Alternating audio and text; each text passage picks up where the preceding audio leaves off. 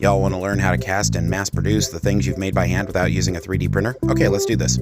Okay, so let's say like me, you just carved a couple of these pieces out of wood, but you're going to have to make another 8 or 9 of them, and you really don't have the time or the desire to try and carve a bunch more just like them. So what do? You make a casting. Here's how you make a proper casting.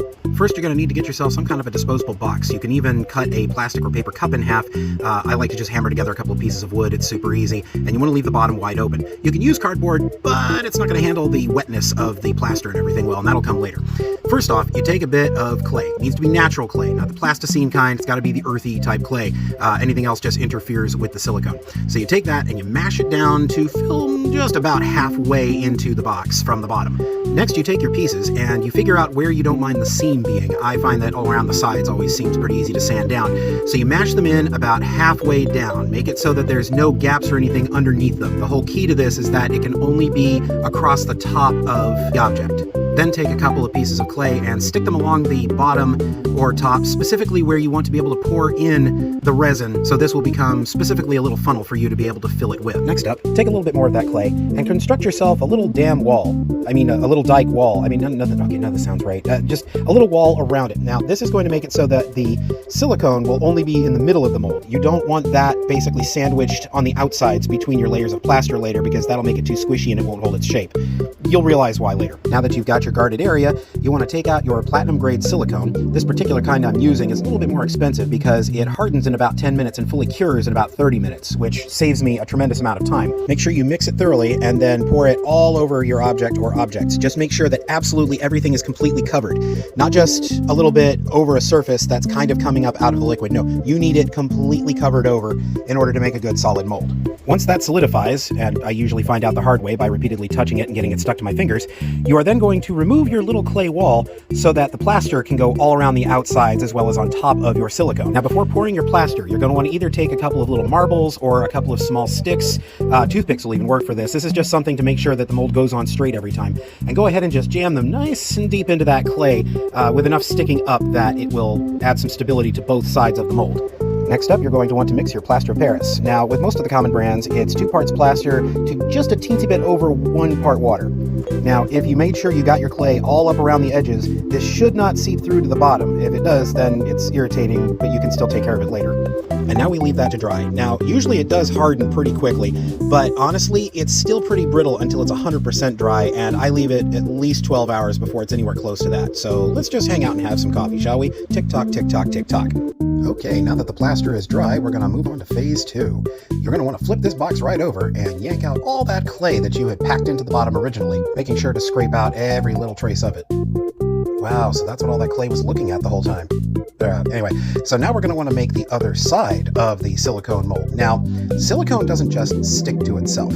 Silicone actually bonds with itself. So if you pour fresh silicone directly over that as it is, it's just going to become one big clump of silicone. So you'll want to either get some silicone release spray, or you can make your own release by mixing a bit of Vaseline and some mineral oil. Personally, I'm using this stuff that's made by Smooth On. It works extraordinarily well and dries pretty fast.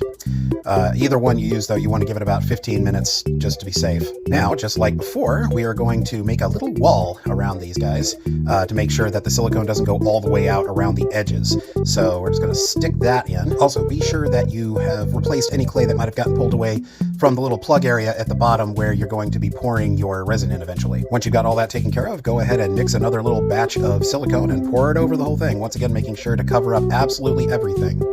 Ugh, it's going to take like a whole 10 minutes for that to dry. What am I going to do in the meantime? Well, hello.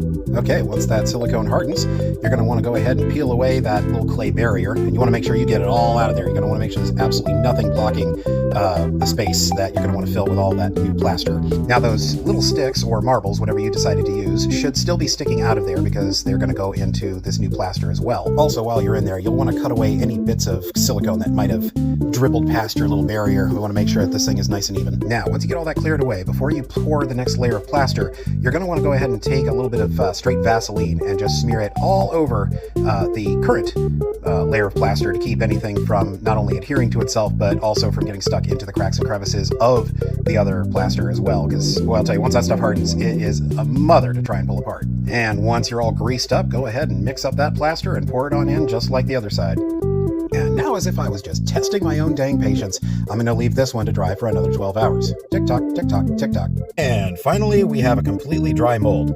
And lucky me, it sort of shrank in just enough that I can slide it out of this box without having to completely wreck it, meaning I can use this thing again. Woo! So once it's out, you're going to want to go ahead and wedge this thing apart, and this is kind of a crapshoot of luck.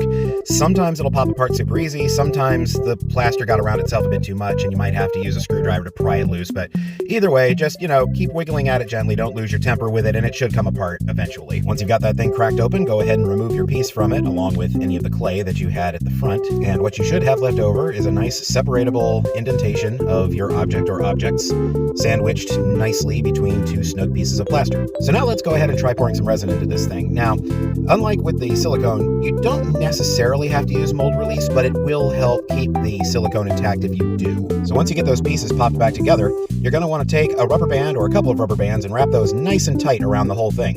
And this demonstrates why we wanted to make sure it was plaster all the way around the sides. This is what is going to keep it snug, but not squishing the pieces inside.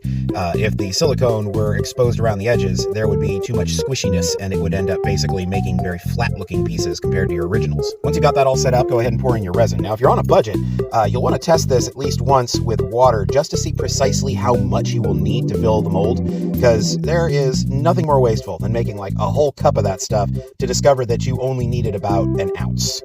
Now that you've got your resin poured in there, you're going to want to put it in a nice warm, dry place to cure. I stick mine kind of near my heater just to make sure it stays very warm. If it gets cool or any humidity gets into it, what will end up happening is you get a hardened resin that's kind of bendy. And then depending on which kind you use, we either are going to leave it sitting here for 30 minutes or 16 hours. Either way, tick-tock, tick-tock, tick-tock, tick-tock. All right, let's go ahead and pull this thing apart and take them out. Now you'll notice as I'm opening this thing up that a little bit of resin actually did kind of squeeze out the edges of the mold, which almost ended up gluing it shut. This is one of the reasons we keep the rubber bands on there, though. This would have been way worse had it not been clamped shut as tightly as it was.